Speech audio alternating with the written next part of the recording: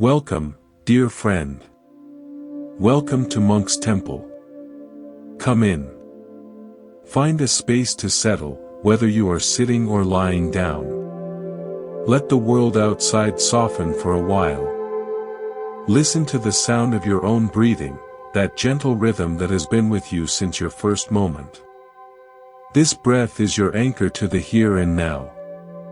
And it is in this now that we begin a profound exploration, not of distant mountains, but of the inner landscape that shapes every step you take. There is a principle, whispered through the ages, found at the very heart of the Buddhist teachings on the nature of mind and reality. It is the understanding that your life is not a series of random events happening to a passive you. It is a living, breathing response. A reflection. You are standing before a vast and intelligent mirror, and everything you see, the joy, the challenge, the abundance, the lack, is showing you, with perfect clarity, what you deeply know to be true about yourself and existence. This is not philosophy. This is the foundational law of karma and dependent origination, the truth that inner states are the primary causes from which outer conditions arise. Before we journey deeper, if these words stir a quiet knowing within you, I warmly invite you to join our sanctuary. By subscribing to Monk's Temple, you plant a flag on this path of inner discovery. You'll find a community of fellow travelers, and together, we can support one another in remembering our true nature. Your subscription is a gift you give to your own awakening. Let me share with you a story from my early days of seeking. I was staying in a remote valley, and each morning I would walk a dirt path to a small spring to fetch water. On one side of the path was a patch of earth that was always dry, cracked, and hard, where only thistles grew. On the other side, just a few feet away, the ground was moist and fertile, bursting with wildflowers and soft grasses. For weeks, I only ever walked on the dry side. My mind in those days was filled with a subtle austerity, a belief that spiritual growth required hardship, that ease was suspect. Without realizing it, I was choosing the path that mirrored my inner belief.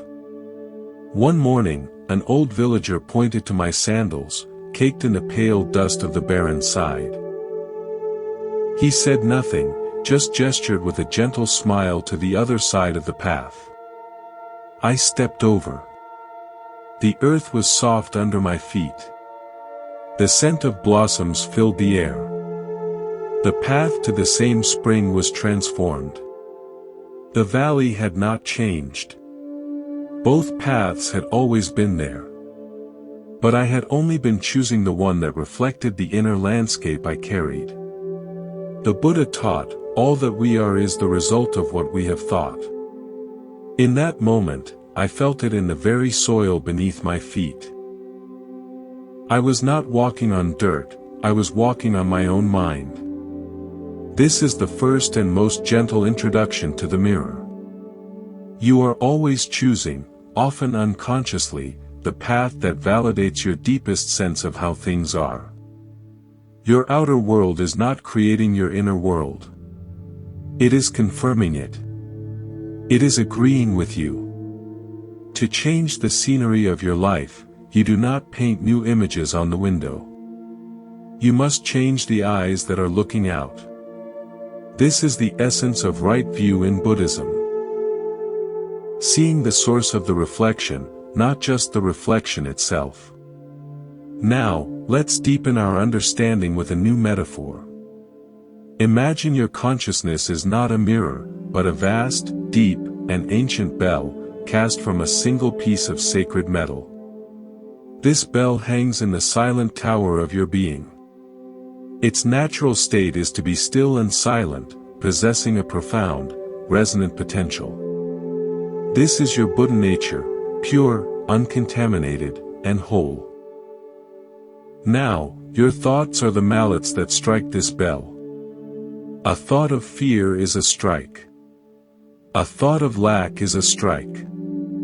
A belief in unworthiness is a sustained, rhythmic striking. Each strike creates a vibration, a sound wave that moves out from you into the universe.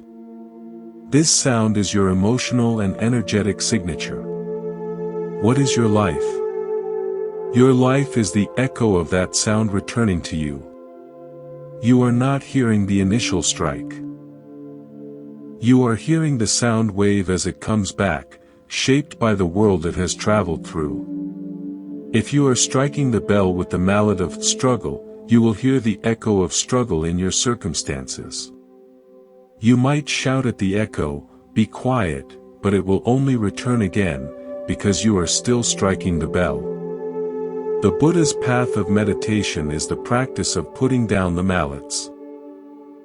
It is learning to sit in a tower with the bell perfectly still, listening to the original silence from which all harmonious sounds can eventually arise. The world does not create the strike. The world is the faithful return of the note you have sounded. This understanding reveals two specific reflections that are always present in your echo. The first is your relationship with yourself. In the quiet of your heart, beneath all the stories, who do you believe yourself to be? A being of limitless worth, or a project in need of fixing? The bell resonates with this foundational belief. The second reflection is your relationship with the world. Do you see a hostile plane of competition, or a supportive field of growth and mystery? These two are intertwined. A mind at war with itself will only perceive a world at war. The mirror, or the echo, must be consistent. It can show you nothing else. So the work begins not with managing echoes, but with examining the hand that holds the mallet. It begins with a courageous and compassionate look at what you have been striking your bell with. This is the sacred inner work. It is the journey from being a prisoner of the echo to becoming the masterful musician of your own resonance. Let us explore the hidden space, the fertile silence between the strike of your thought and the returning echo of your experience. This is where mastery lies.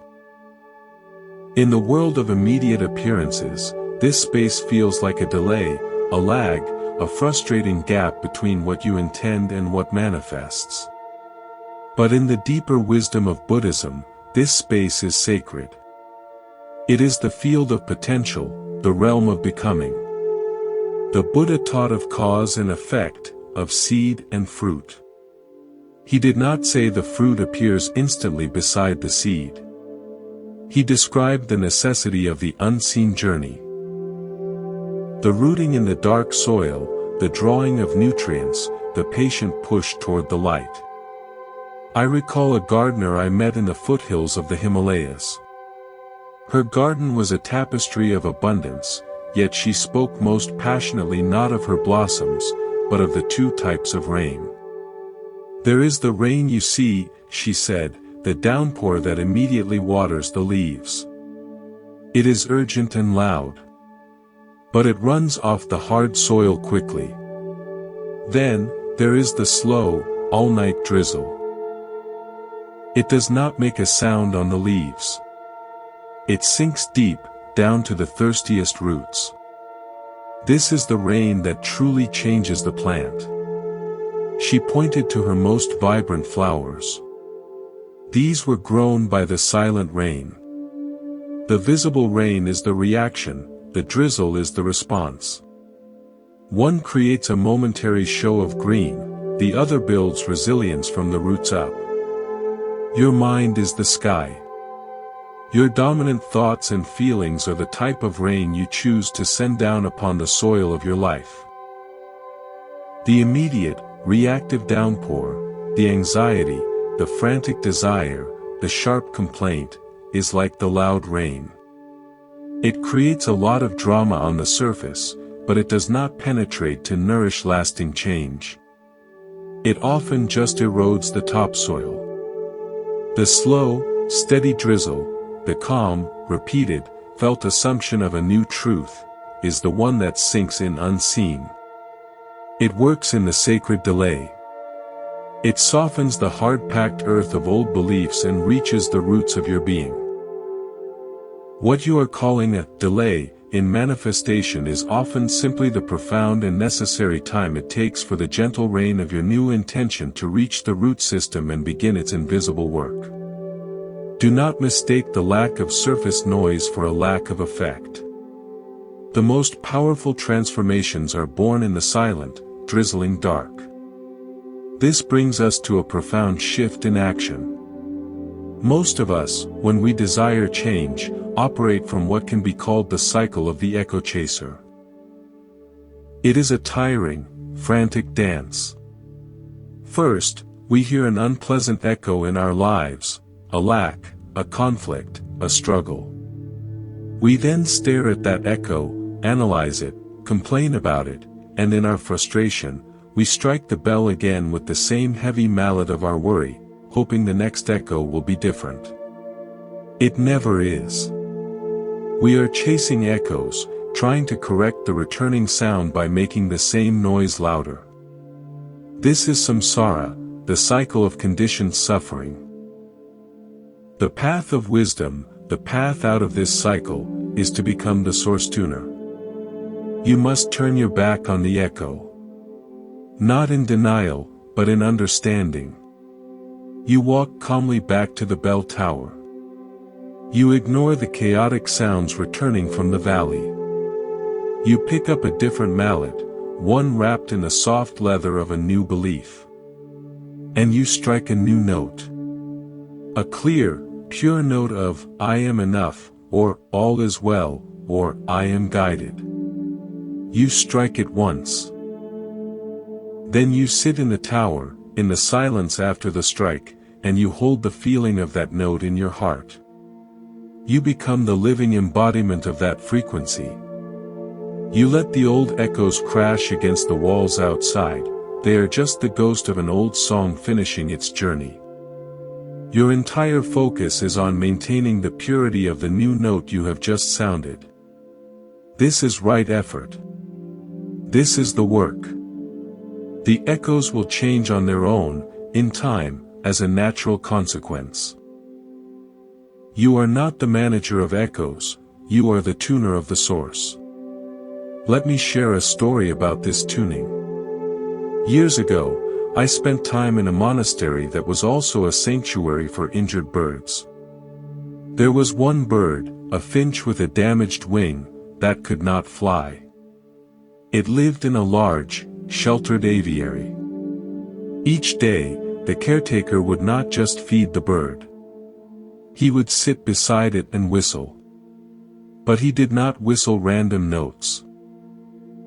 He whistled one specific, 5-note melody, over and over, softly and with immense tenderness. He told me, this bird's spirit is meant to fly. His body cannot yet. So I am whistling the song of flight to his spirit. I am reminding his inner being of its true nature. For weeks, nothing seemed to happen. The bird hopped. Then, one morning, as the caretaker whistled his unwavering song, the finch fluttered its wings, lifted a few inches off the perch, and hovered for a glorious second before landing. The caretaker's eyes filled with tears. He never changed the song. He never got frustrated and whistled a song of pity or limitation. He held the frequency of the desired state, flight, until the physical reality could harmonize with it. You are both the caretaker and the bird. Part of you feels grounded, perhaps by circumstance, by habit, by old wounds. The other part of you, your deeper consciousness, is the caretaker. What song are you whistling to your own spirit? Are you whistling the song of your limitations, your past, your diagnoses? Or are you whistling, with unwavering tenderness, the song of your freedom, your health, your joy, your abundance? You must choose the song and then repeat it with faith, not to the circumstances, the injured wing, but to the essence, the spirit meant to fly. The mirror of reality is listening to your song, and it will arrange the physical world to match its melody. This is the alchemy of attention taught in Buddhist meditation, one-pointedness of mind on a wholesome object. This work requires a specific and powerful practice, the purification of your mental content. The mirror does not reflect general themes, it reflects specific instructions. If your constant mental dialogue is, "I am so disorganized and overwhelmed," the mirror receives the specific content, disorganized, overwhelmed. It will not send back a vague feeling of chaos. It will meticulously arrange your physical environment and schedule to provide you with more experiences of disorganization and overwhelm, so you can thoroughly explore that belief. It is not punishing you. It is serving you with immense loyalty, giving you exactly what you are focusing on. The Buddha's teaching on right speech begins inwardly, with the words we speak to ourselves. You must change the specific content of your inner narrative. Shift from describing the problem in vivid detail to describing the solution as a present reality. Not, "I'm not overwhelmed," but "I move through my days with calm clarity and divine timing." You are giving the weaver of reality a new, precise pattern to follow. To navigate the world of echoes and reflections with true freedom, you must build something within you that is unshakable. You must construct an inner identity that is not a fragile sculpture of wax, melting in the heat of old echoes, but a steady lighthouse built upon the bedrock of your true nature. The Buddha often spoke of Adadipa, meaning, be an island unto yourself, or be a lamp unto yourself. This is not a call to isolation, but a call to find that unwavering, internal reference point that is not buffeted by the changing winds of circumstance. This brings me to the story of the lighthouse keeper and the two storms. On a rugged coast, there were two lighthouses. One was old, built of stone gathered from the very cliffs it stood upon. Its keeper was a quiet man who spent his days in simple routines, maintaining the great lamp, and in the evenings, he would sit in stillness, feeling the deep, rhythmic pulse of the earth through the stone tower. The other was a newer lighthouse, built with the latest materials, sleek and efficient. Its keeper was proud of his modern tower and spent his days meticulously polishing its exterior to a brilliant shine. A great storm arose. Fierce winds howled and waves like mountains assaulted the coast.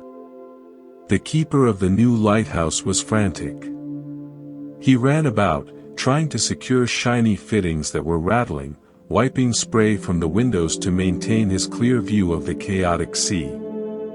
With every crash of a wave, he felt the tower shudder, and his own heart shuddered with it. He was focused entirely on the storm, reacting to each new assault, and he was exhausted, living in terror that his polished tower would be swept away. The old keeper, when the storm hit, simply lit the lamp. He felt the tower tremble, but the tremble did not travel into his core, for his awareness was not on the stone, but on the bedrock beneath it. He did not look at the storm, he looked from the lamp. His gaze went out from the calm, persistent flame, through the raging tempest, to the horizon where the sky was always clear.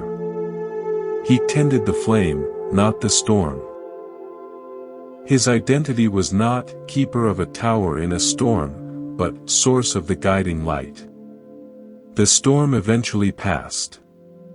The new lighthouse stood, but its keeper was traumatized, his polish gone, his spirit frayed.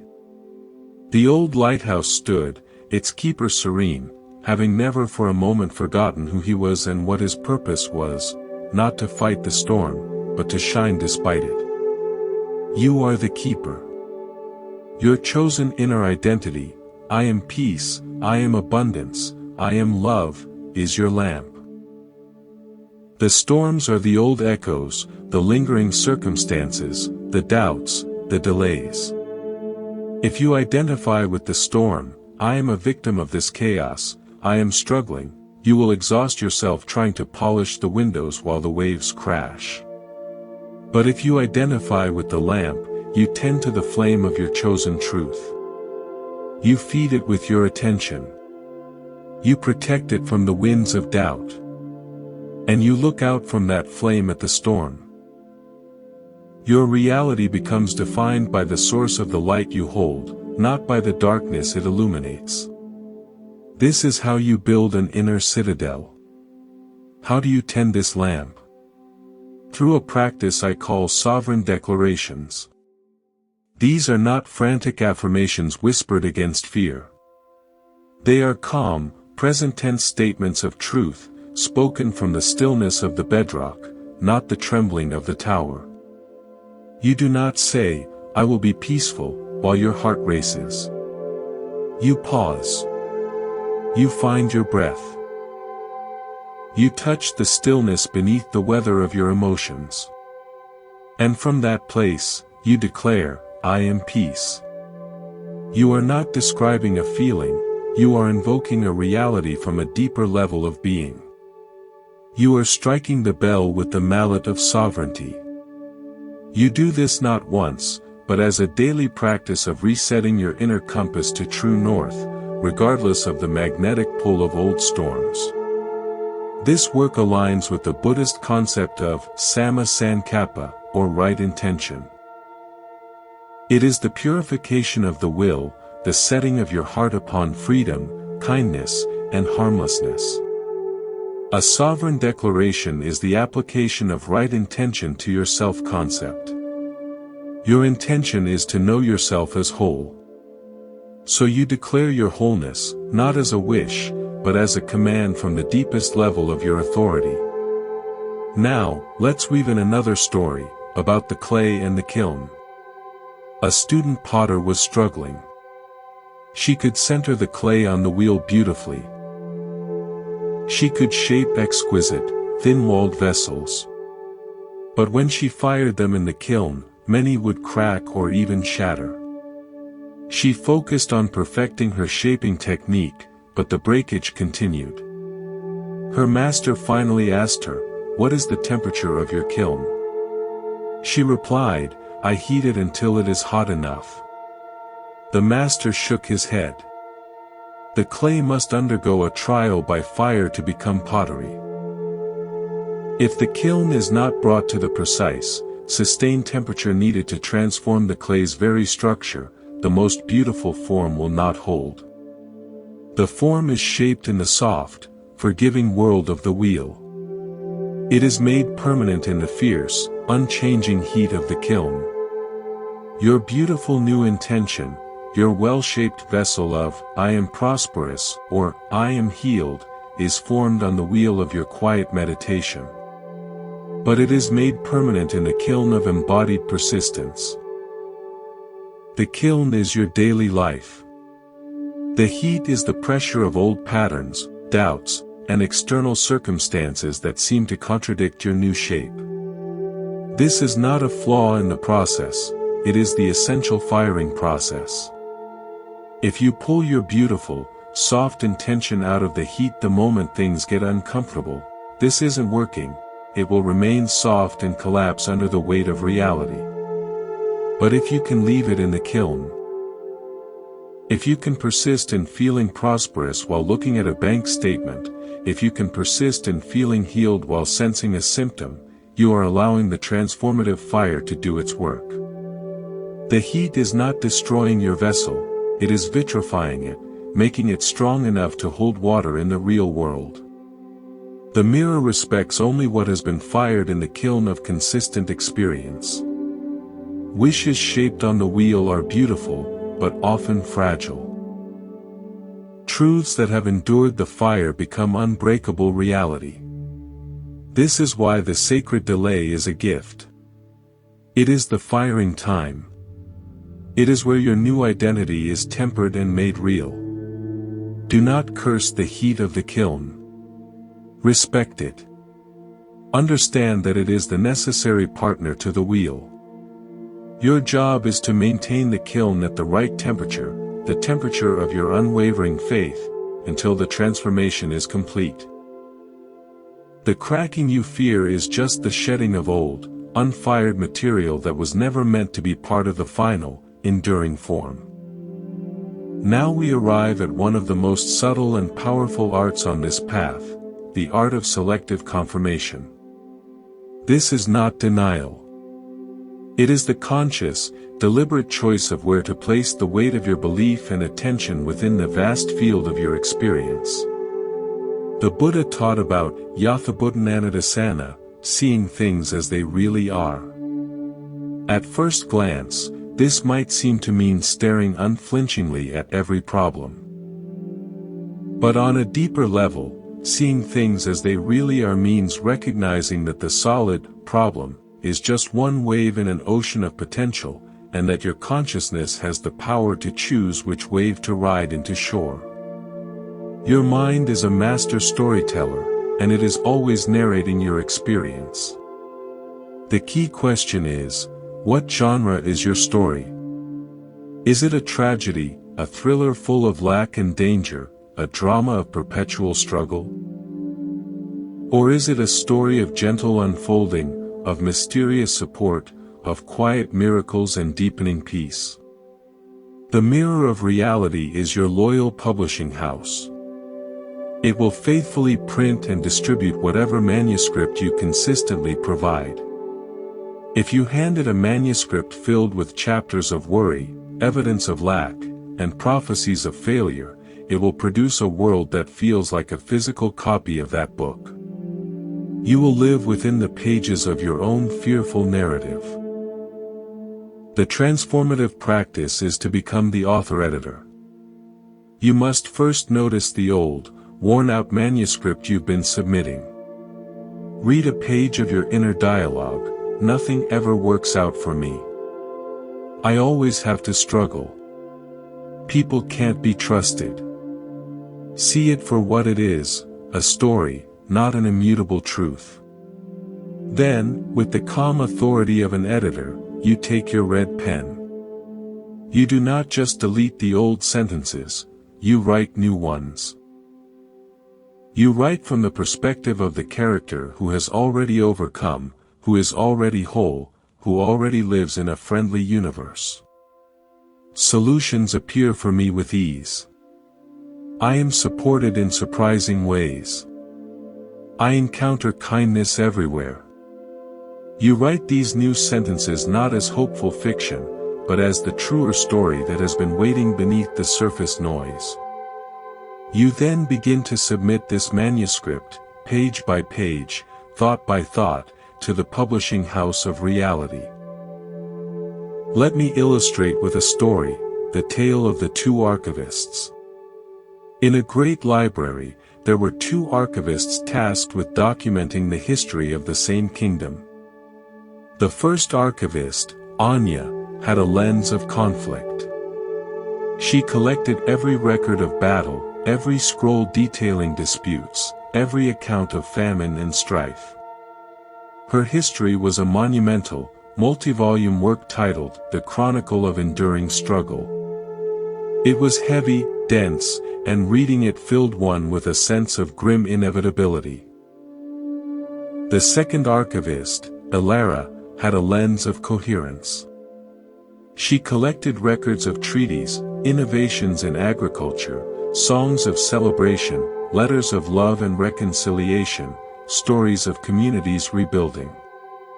Her history was also vast, titled The Tapestry of Emergent Harmony.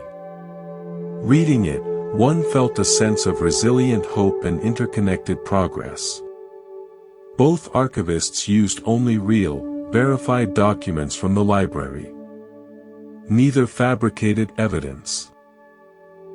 They simply made different choices about what to highlight, what to connect, and what story to tell from the infinite facts available. The kingdom's past was fixed, but its meaning was not. The living present of the kingdom was influenced by which history its people read. Those who read Anya's chronicle walked the streets expecting conflict, seeing threats, and thus creating more material for her next volume. Those who read Alara's tapestry noticed opportunities for cooperation, saw the potential for kindness, and thus created more material for hers. You are the archivist of your own life. Your past is a vast library of events. Your present mind is choosing, every second, which records to pull from the shelves and weave into your ongoing narrative. Are you compiling your own chronicle of enduring struggle? Are you only pulling the records of failure, rejection, and pain? Or are you choosing to compile a tapestry of emergent harmony, seeking out and connecting the moments of grace, help, synchronicity, and growth? Both sets of facts may exist. But the story you tell yourself about what they mean, and which you give primary focus, determines the quality of the chapter you are living right now, and it directs the writing of all your future chapters. The mirror publishes the story you are most committed to telling. This is where we engage the practice of sacred evidence. At the end of each day, do not review your hours with the critical eye of a detective finding flaws. Instead, sit as a humble gatherer of holy clues. Ask, where did I see a thread of my new tapestry today? Did you receive a kind email? That's a thread. Did you find a moment of unexpected peace in a traffic jam? That's a thread. Did you have an idea? That's a thread. Did you witness a beautiful sky? That's a thread in the tapestry of a benevolent universe. Collect these threads in your heart. Mentally weave them together. This practice does two miraculous things. It proves to your skeptical mind that the new story is already being written, and it sends a powerful signal to the mirror. More of this, please. This is the genre I am writing in. This selective confirmation is an act of spiritual bravery. It is choosing to see the first green shoots in the snow and believe in the spring, even when the bulk of the landscape is still white. It is the practice of sada, or faith, not blind belief, but a confident trust based on the subtle evidence of the seeds you've planted and the first threads you've gathered. You are not ignoring the winter, you are acknowledging it while placing your bet on, and actively looking for, the inevitable spring within it. We have spoken of being the author, the archivist, the keeper of the lamp. These are active, sovereign roles. But there is a counterpart to this sacred action, a profound and necessary release. It is the art of becoming a hollow vessel, a clear channel. This is the essence of the Buddhist teaching of anatta, or not self, not as a nihilistic denial of being, but as the liberating understanding that you are not a solid, separate controller. You are a conscious space through which life flows, and your highest power lies in how clearly you can get out of the way of that flow. The mind that tries to rigidly control every echo is the mind that suffers. The mind that learns to resonate clearly with the note it has chosen becomes an instrument of grace. This brings me to the story of the hollow flute and the musician. There was a renowned musician who carved his own flutes from a special bamboo that grew near a singing stream. He sought the perfect piece for years. One day, he found it, a length of bamboo that was straight, with perfect nodes. He carefully dried it, carved the mouthpiece, and drilled the finger holes. But when he played it, the sound was thin, reedy, and unpleasant. He adjusted the holes, refined the mouthpiece, but the sound only grew more strained. In frustration, he took it to an old flute maker who lived as a hermit. The old man took the flute, held it to his ear, and tapped it gently.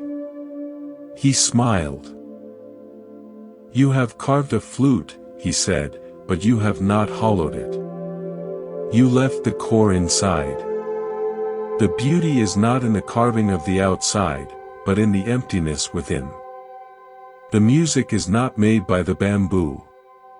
It is made by the breath moving through the space where the bamboo is not. Your job was not to create the sound, but to create the clear pathway for the sound to travel. The musician returned home, found the slender tools, and painstakingly removed every last fiber of the tough inner core from the length of the bamboo. It was tedious, invisible work. When he was finished, he lifted the now perfectly hollow tube to his lips. He blew. The sound that emerged was not his. It was the sound of the wind in the canyon, the sigh of the trees, the song of the stream where the bamboo had grown. It was pure, clear, and effortless. He had become not the creator of the music, but the conduit for a music that already existed. You are the flute. Your beliefs, your identity, your story, these are the carvings on the outside, the finger holes that shape the specific melody. But your suffering, your sense of lack and struggle, is the leftover, unhollowed core, the dense, fibrous you that believes it must generate the music through sheer force of will, through hustling, through controlling outcomes. This core is made of the belief in a separate, needy self. The spiritual practice, the invisible inner work, is the hollowing. It is the gentle, persistent removal of that dense core of me-ness, my fears, my attachments to how it must look, my timelines, my desperate need for a specific echo. How do you hollow the flute? Through surrender. Not a passive resignation, but an active, breath-by-breath relinquishment of the mental grip you have on life. It is saying, I choose the note of abundance. I will hold my fingers in the shape of that belief. But I release my grip on how the breath of life moves through me to manifest it. I am hollow to its wisdom. It is the practice of mushin in Zen, no mind. It is acting from a place of inner stillness, not from a place of frantic mental calculation. You set your intention, you carve the finger holes, and then you let go of the outcome, you allow the breath to flow. You become a channel for the intelligence of life itself to express as you. This is beautifully complemented by another tale, the river and the stone. Imagine a smooth, round stone resting in the bed of a fast-flowing river. The stone has an idea, I wish to be on the far bank. If it tries to fulfill this desire from the identity of a separate stone, it will struggle. It might try to roll itself, using all its energy, only to be pushed back by the current. It will exhaust itself, becoming battered against other rocks. But if the stone realizes its fundamental nature, that it is of the river, made of the same minerals carried by the water, shaped by its flow, its approach changes. It doesn't try to move against the current. Instead, it simply repositions itself within the flow. It might tilt its surface just so, allowing the water's pressure to lift it gently. It cooperates with the intelligence of the river. The current, which seemed like an obstacle, becomes the very force that carries it effortlessly to its new destination. The stone's desire didn't change, its understanding of how to achieve it changed, from separation and force to unity and allowance. Your desire is the stone's wish to be on the far bank. Your conscious mind, with its limited perception, is the stone thinking it is separate. The river is the boundless, intelligent flow of life, the Tao, the Dharma, the unified field. When you operate from the dense core of a separate self, you struggle against the current of circumstances. You try to force, manipulate, and control. But when you hollow yourself, When you release the belief in your separateness and recognize you are an expression of the flow itself, you can reposition your inner stance. You align your beliefs, tilt your surface, with the current of well-being that is always flowing. You let the intelligence of life itself carry you to your destination in ways your small, carving mind could never engineer. The mirror reflects back to you the nature of your relationship with the river. Are you a resistant stone fighting the water, or a cooperating stone being carried by it? Therefore, the final mastery is a paradox, fierce sovereignty in choosing your note, and total surrender in how the music is played. Unwavering commitment to your lamp, and complete release of how the light cuts through the storm. This is the dance. You are both the potter centering the clay and the clay being centered by a wisdom greater than your hands. You are the weaver holding the intention and the thread being woven by a grander loom. When you rest into this paradox, effort becomes effortless. Striving becomes allowing. And you find yourself living a life that feels less like a grinding pursuit and more like a graceful, unfolding discovery. We have journeyed through principles and parables, through the architecture of the inner self and the artistry of surrender. Now, we arrive at the most practical ground, the rhythm of your daily life. How does this wisdom touch the mundane? How do you walk through an ordinary day as the keeper of the lamp, the hollow flute, the selective archivist? The transformation is not found in a single, blinding moment of enlightenment, but in the gentle, repeated application of a new kind of attention to the smallest moments. The Buddha's path is one of daily, mindful cultivation, bhavana. Your life becomes your meditation hall. This integration is about shifting from seeing your day as a series of tasks to be completed, to seeing it as a continuous conversation with the mirror. Every interaction, every minor event, every flicker of emotion is not just something happening to you, it is a sentence in an ongoing dialogue you are having with reality. Your inner state speaks a sentence, the world echoes back a response in the language of circumstance. The key is to become conscious of the sentences you are habitually speaking. Let me share a story about this daily conversation, the tale of the daily bread and the infinite feast. In a small village, there were two bakers. The first baker, Leo, awoke each morning with a knot of anxiety in his stomach. His first thought was, I hope I have enough. Enough flour, enough customers, enough money. He approached his oven as a fortress to be defended. He measured his ingredients with tight precision, fearing waste. He watched his customers with a subtle suspicion, worrying they might not pay. His dialogue with the world was one of scarcity, there is not enough. The mirror of his reality responded faithfully. His bread, though technically good, always felt a little heavy. His business barely sustained him. He was always on the edge of not enough, and his world provided endless proofs, a spoiled batch, a slow day, an unexpected expense. The second baker, Maya, awoke each morning and placed her hands on her flour sacks. Her first thought was a silent, thank you. She felt gratitude for the grain, the sun that grew it, the mill that ground it. Her dialogue was one of gratitude and offering. She approached her oven as an altar. She baked not just with recipe, but with a whispered intention, may this nourish and bring joy. She saw her customers not as transactions, but as guests at her table. Her inner sentence was, there is plenty to share. The mirror responded to this frequency. Her bread was famously light and delicious, seeming to carry a warmth that went beyond temperature. People lined up. Her business flourished.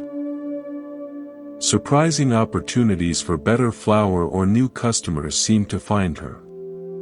The village said she was lucky.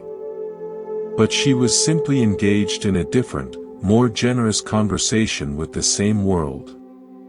Both bakers used the same ingredients. Both worked hard. But the quality of their inner dialogue, the silent sentences spoken before the first loaf was ever shaped, determined the nature of their entire reality. Leo's day was a constant negotiation with lack. Maya's day was a continual participation in a feast. Your daily life is your bakery. What is the first silent sentence you speak upon waking? Is it a sentence of burden or gratitude? Of worry or trust? That sentence sets the tone for the entire dialogue of your day. The mirror will spend the next 24 hours conversing with you at that level. So, how do you practice this? You begin with rituals of resonance. These are tiny, deliberate actions that reset your inner dialogue. They are not grandiose. They are simple hooks upon which you hang your new identity. The morning anchor, before you check your phone, before you plan your day, take 60 seconds. Feel your breath. Place a hand on your heart. Speak one sovereign declaration, not to the ceiling, but into your own body. Today, I am a channel for peace. I walk in gratitude. You are setting the first sentence of the day's dialogue. The commutation consecration. If you drive or take a train, use that time not for frantic podcasts or news, but as a moving meditation. Look out the window and practice sacred evidence. Look at that beautiful tree. That's a thread of beauty in my tapestry. That person let me merge, that's a thread of cooperation. You are compiling the good manuscript as you go. The evening weaving, as you lie down, spend 3 minutes not reviewing failures, but gathering threads. Where did I hear my note today? When did I feel a flicker of my lamp? Find just one or two. Weave them together in your mind. This tells the mirror, this is the story I am living. This is the song I am singing. These rituals are not about adding more to your to-do list. They are about infusing what you are already doing with a different quality of consciousness. You are not baking different bread, you are baking with a different song in your heart. The ingredients of your day, the meetings, the chores, the interactions, remain largely the same. But the consciousness you bring to them transforms their essence and, consequently, their outcome. This daily practice aligns with the Buddhist concept of smrti, or mindfulness, remembering. You are remembering, moment by moment, who you truly are and what conversation you have chosen to have with existence. You are remembering that you are the source, not the effect. When you forget and fall into an old, anxious dialogue, as you will, you gently, without self-judgment, remember again. You recenter the clay. You relight the lamp. You pick up the flute. This gentle return is the heart of the path. It is not about perfection, but about the direction of your return. As we integrate this understanding into the fabric of daily life, we encounter a profound subtlety. The space between your conscious choice and the world's response is not empty. It is filled with the most potent creative substance, your unobserved beliefs. These are the silent assumptions that run beneath the surface of your declared intentions, like deep ocean currents beneath the waves. The Buddha taught about anussaya, latent tendencies or underlying dispositions that lie dormant in the mind stream. Your conscious mind may choose the note of abundance, but if an unobserved current of, "I don't deserve it," flows beneath, the mirror will respond to the deeper, more consistent signal. It listens to the choir of your entire being, not just the soloist of your conscious thought. This brings us to the story of the sunken bell. In a village by a lake, there was a legend of a great golden bell that had fallen from the ancient temple tower centuries ago, sinking to the deepest part of the lake. The bell was said to ring only with the purest intentions. A young man, seeking prosperity, heard the legend. He stood on the shore and shouted his desire for wealth out over the water. He did this every day for a month. Nothing happened. Frustrated, he sought out a hermit who lived in a cave overlooking the lake. "The bell does not answer," the young man complained. The hermit asked, "What did you say to the lake?" The young man proudly recited his clear, passionate plea for riches. The hermit then asked, "And what were you feeling in your heart as you spoke?" The young man paused. "I suppose I was feeling the bitterness of my poverty. The fear that I'd never have enough. The unworthiness I feel next to the wealthy merchants." "Ah," said the hermit. "You asked for gold with your words, but you offered the bell the sound of lead with your heart. The bell answers to the vibration it receives from the depths, not the words it hears on the surface. Your conscious words are the ripples. Your deep feeling is the water itself. The bell rests in the water, not on the ripples." The hermit guided the young man to sit silently each day, not to speak, but to feel the feeling of already having enough, of being inherently worthy of good things. To cultivate the inner climate of wealth. It was slow, inner work. Then, one evening as the young man sat in a deep, quiet feeling of grateful fullness, a strange, resonant bong echoed across the lake from its depths, clear and beautiful. The next day, a series of unexpected and graceful opportunities began to unfold in his life, not as a sudden sack of gold, but as a steady flow of provisions and connections.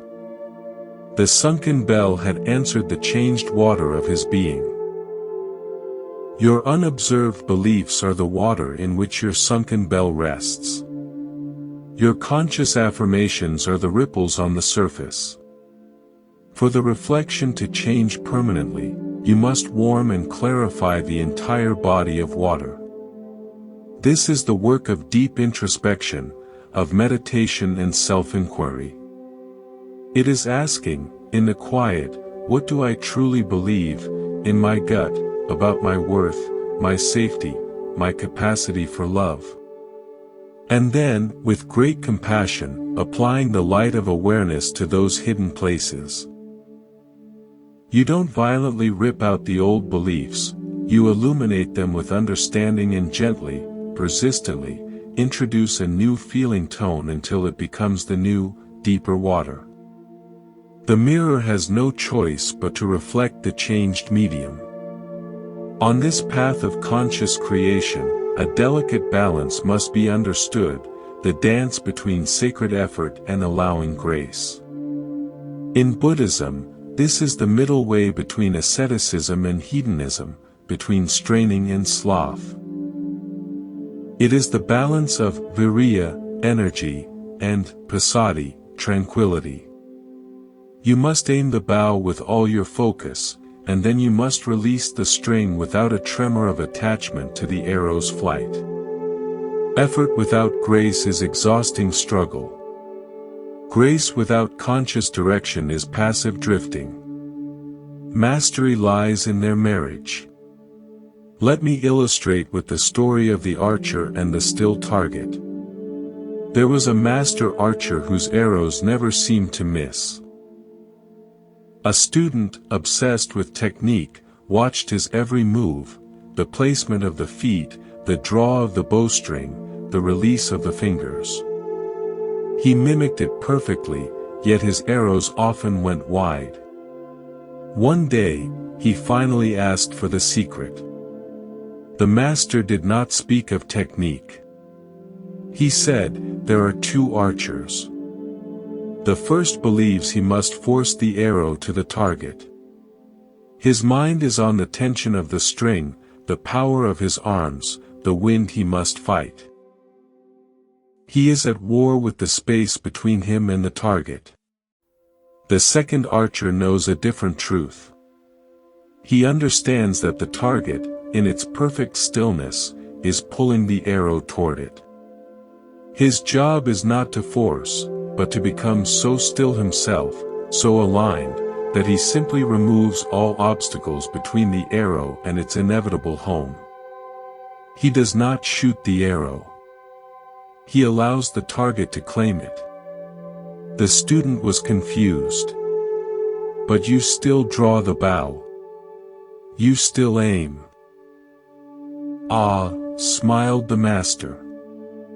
"I draw the bow with absolute precision, that is my effort, my conscious intention. I set the direction. But the moment I release, my effort ends. My mind becomes as still as the target itself. I do not follow the arrow with anxiety. I trust that the target and the arrow belong to each other. My effort was in the alignment. The grace is in the flight. You are the archer. Your desire, your vision of health, prosperity, love, is the still target. It already exists in the field of potential. Your conscious work, your sovereign declarations, your rituals of resonance, your selective confirmation, is the drawing of the bow. It is the focused, precise alignment of your entire being, your thoughts, feelings, and beliefs, with that target. This requires energy, focus, and discipline. But then, you must release the string. This is the surrender. This is the hollowing of the flute. It is letting go of the how, the when, and the anxious tracking of the arrow's mid-flight progress. It is trusting that because you have aligned yourself so clearly with the target, the laws of reality, like gravity for the arrow, will now operate to bring about the union. To cling to the arrow after release is to introduce a tremor that guarantees a miss. Your doubt, your checking, your impatience, these are tremors of misalignment. The mirror principle operates within this dance. Your alignment effort, your inner state, is what you project onto the mirror. The mirror's reflection, the manifesting circumstance, is the arrow in flight, moving toward the target. You cannot grab the reflection and force it to be different any more than you can run mid-air and adjust the arrow. You must return to the only point of power, your stance on the ground. You must recheck your alignment, your inner feeling. Is it one of lack and straining? Or is it one of trust and knowing? Adjust your stance, not your grip on the airborne arrow.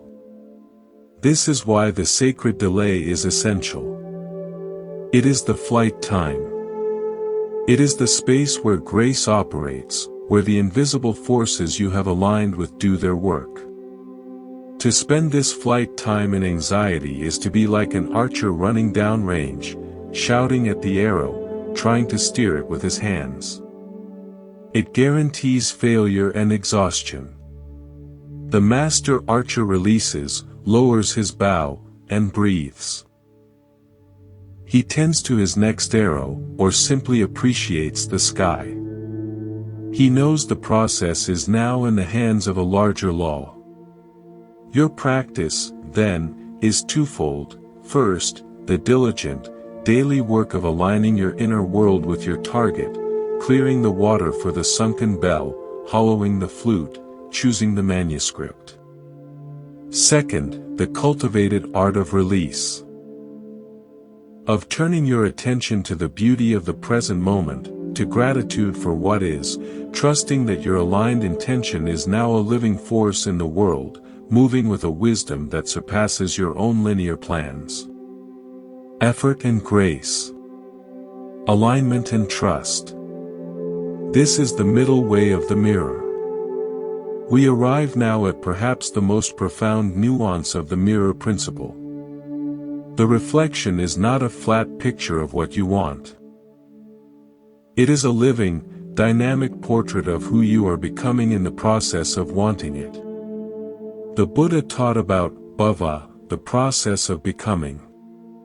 Your reality reflects your state of becoming, not your fantasy of having. This is a crucial distinction. Many people fixate on the end image of the desire, the mansion, the perfect partner, the fame. They pour all their energy into lusting for that image. But the mirror is wiser. It reflects the quality of consciousness you are cultivating on the way to that desire. Are you becoming more anxious, grasping, and scarce-minded? Or are you becoming more trusting, generous, and abundant in spirit? The mirror will show you the former as stress and lack. It will reflect the latter as expansion and flow, regardless of the specific object. Let this be illuminated by the story of the sculptor and the unseen face. A sculptor was commissioned to create a bust of wisdom. He was given a massive, rough block of marble. He spent his days in a frenzy, hammering and chiseling, dreaming of the serene, noble face that would emerge. But as he worked, he became frustrated. The stone resisted. Chips flew in wrong directions. He grew angry, then doubtful, then desperate. He began to see the block as an enemy. The face of wisdom he imagined seemed further away each day. All anyone could see was an agitated man attacking a block of stone, surrounded by dust and debris. Another sculptor, working nearby on a similar block for a statue of joy, approached. He saw the struggle. He said nothing, but invited the first sculptor to watch him for a day. This second sculptor did not begin by envisioning a finished face. Each morning, he would simply sit before his block. He would feel the stone, its coolness, its grain. He would ask, what wants to emerge? He would then make a few gentle, precise taps. He spent as much time in quiet attention as in action. His demeanor was one of curiosity and collaboration, not conquest. He was not focused on a distant face of joy. He was engaged in a joyful process of discovery with the stone.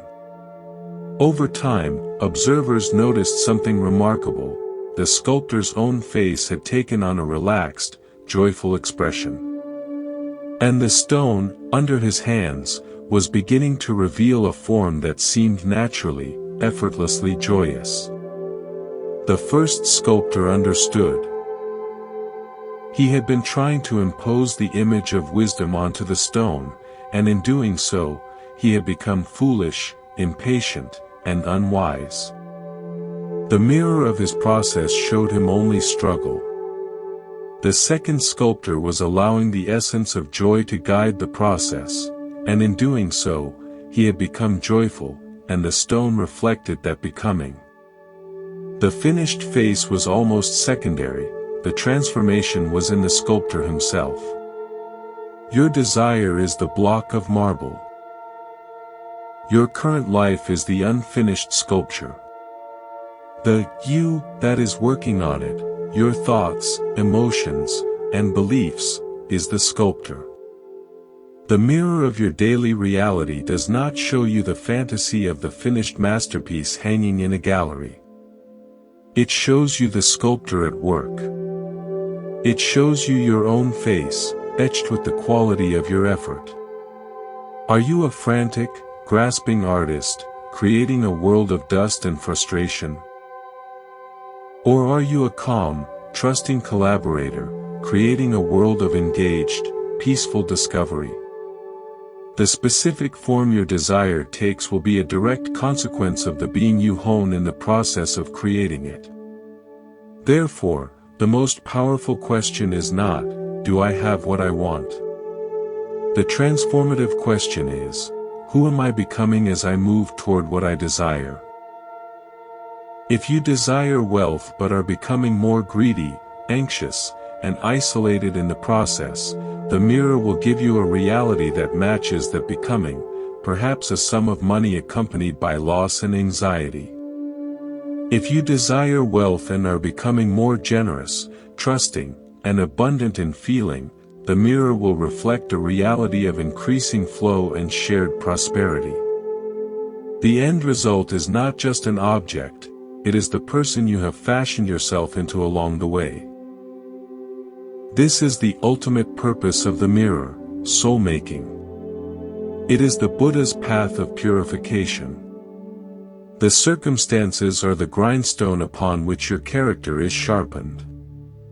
Your conscious interaction with the mirror, your choice to align with peace, trust, and love during the manifesting process, is what forges you into a being of peace, trust, and love.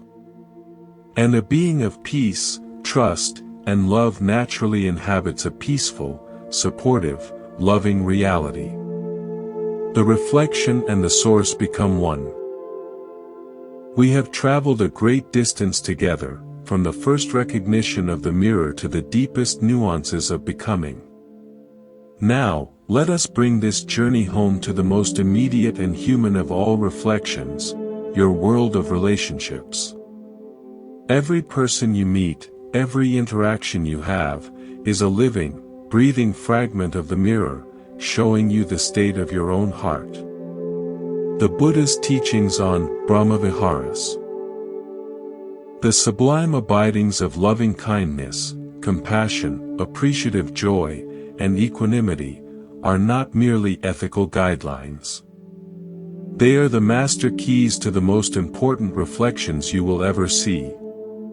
The world does not show you strangers, it shows you aspects of yourself, calling for love, understanding, or release. Let this be illustrated by one final story, the silent messengers. In a bustling city, there lived a woman who felt profoundly unseen and unheard. She walked through crowds feeling invisible, and when people did interact with her, they often seemed hurried, curt, or dismissive. She concluded the world was cold and impersonal. One day, she met a sage in a quiet park. She poured out her loneliness. The sage listened and then gave her a strange instruction: for the next week, I want you to perform a secret task. With every person you see, the barista, the stranger on the subway, your colleague, I want you to silently send them this message with your heart: I see you. You matter. Do not say it out loud. Just feel it and project it from your inner being. Skeptical but desperate, she agreed. The first day was awkward. She would look at a tired cashier and try to feel, I see you. You matter. To her surprise, the cashier looked up, made eye contact, and gave her a genuine, weary smile. The next day, a stranger held a door for her longer than necessary. By the third day, she found people initiating brief, pleasant conversations. By the week's end, her experience of the city had transformed. People seemed kinder, more present. The world felt warmer. She returned to the sage, amazed. Did the city change? She asked. The sage smiled gently. The messengers were always there. They are everyone. But you were previously sending them a silent message from a wounded heart, I am invisible. Do not see me. And the loyal messengers, the people who are the mirror, reflected that message back to you perfectly, showing you a world that did not see you. When you changed the message you were broadcasting from your heart, the messengers had no choice but to deliver a new reflection. You were not seeing their kindness, you were seeing your own, reflected back to you. The mirror of relationship is the most responsive of all. This is the ultimate embodiment of the principle. Your primary relationship is with the consciousness within you. All other relationships are echoes of that foundational one. If you carry inner conflict, you will meet confrontational people. If you harbor self-judgment, you will attract critics. If you nurture inner peace, you will encounter peacemakers. If you cultivate self-love, you will meet those who see and honor you. They are your silent messengers, showing you what you are silently saying to yourself. Therefore, the most potent practice for changing your reality is to tend to the climate of your own heart. Before you seek to be loved, love yourself. Before you seek peace in the world, make peace with your own thoughts. Before you ask to be seen, see yourself with compassionate eyes. As you change the message at the source, every messenger in your life, every friend, stranger, or challenge, will begin to deliver a new dispatch. This is the heart of the Bodhisattva path in Buddhism. Purifying one's own mind to become a clear, compassionate mirror for all beings, thereby transforming the shared reality. And so, dear friend, we come to the end of our sharing. But this is not an end for you, it is a beginning. You now hold the understanding that your life is not happening to you. It is happening from you. You are the silent speaker, the bell ringer, the lamplighter, the weaver, the hollow flute, the aligned archer, the becoming sculptor. The mirror is always there, faithful, impersonal, and infinitely responsive. Take this knowing gently. Start small. Choose one gate to walk through. Whisper one kind message to your own heart. Hold one new note. The echo will come. The reflection will change. It is law. Thank you for walking this path of remembrance with me. This has been Monk's Temple. If this journey has been a lamp for you, please pass its light. Share this understanding. Let us be a community of awakened mirrors for one another, reflecting back not our wounds, but our inherent wholeness. Subscribe if you feel called to continue this walk in awareness together. Your presence honors the path. Leave a comment below, sharing the first new message you will send to your own heart. Your sharing becomes a thread in the tapestry of our collective awakening. Go in peace. Walk in knowing. You are the source. You are the mirror. You are home.